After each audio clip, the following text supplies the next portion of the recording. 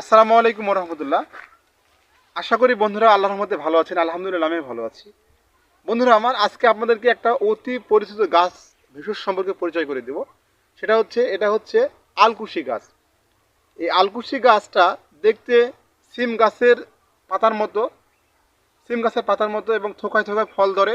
এই ফলগুলো চৈত্র বৈশাখ মাসে পেকে যায়, গায়ে লাগলে খুব চুলকায় এবং আমাদের গ্রামে গঞ্জে মায়েরা যে বাড়িতে ইঁদুর ছিল ইঁদুরের গর্তে দিলে ইঁদুর পালায়া যায়, মুখ বন্ধ ইঁদুর পালায়া যায়।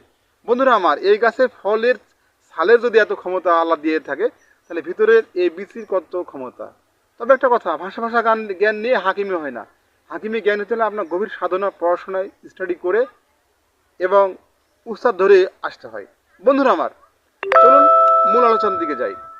সেটা হচ্ছে আলকুচি বীজ, যাদের ওই সকল বন্ধুদের যারা প্রচুর পরিমাণে হস্তমৈথুন বা স্ত্রী সহবাস করার ফলে আপনার একবারে সেমেন একেবারে পাতলা হয়ে গেছে, আপনি নারী মহলে সময় পান না, আপনার স্ত্রীকে একটুতে আলিঙ্গন চুম্বন করার ফলে আপনার বীর্য চলে আসে, এবং যাদের শুক্রাণুর পরিমাণ একেবারে কম, স্পামের পরিমাণ একেবারে কম, এই সিমেন্ট প্রডিউসার হিসেবে এই আলকুচির বীজ কাজ করে থাকে। তবে হ্যাঁ, এই আলকুচির বীজ খুবই বিষাক্ত, অতি বিষাক্ত।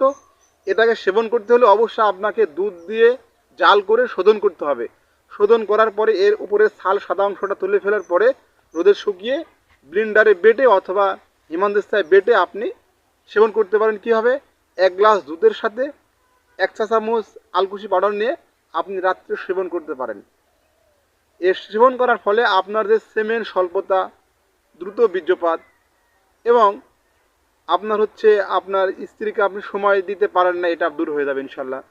এবং পাশাপাশি আরেকটা কাজ, ওই সকল মা বোনরা যারা মিন্স বা মাসিক না থাকার পরে বা শারীরিক দুর্বলতা না থাকার পরেও কাম শীতলতা দেখা দেয়, অর্থাৎ স্ত্রী যদি হালাল কাজে আহ্বান করে ওই সকল মায়েরা সাড়া দেয় না, তাদেরকে এই নিয়ম মেনে যদি খাওয়াতে পারেন, তাহলে অবশ্যই আপনার ওই সকল মা বোনদের এই সমস্যাটা দূর হয়ে যাবে। ট্রাস্ট মি, ডিপেন্ড আল্লাহ, ইনশাল্লাহ আপনার সমস্যার সমাধান হয়ে যাবে ইনশাল্লাহ। আজ এ পর্যন্তই। আসসালামু আলাইকুম রহমতুল্লাহ।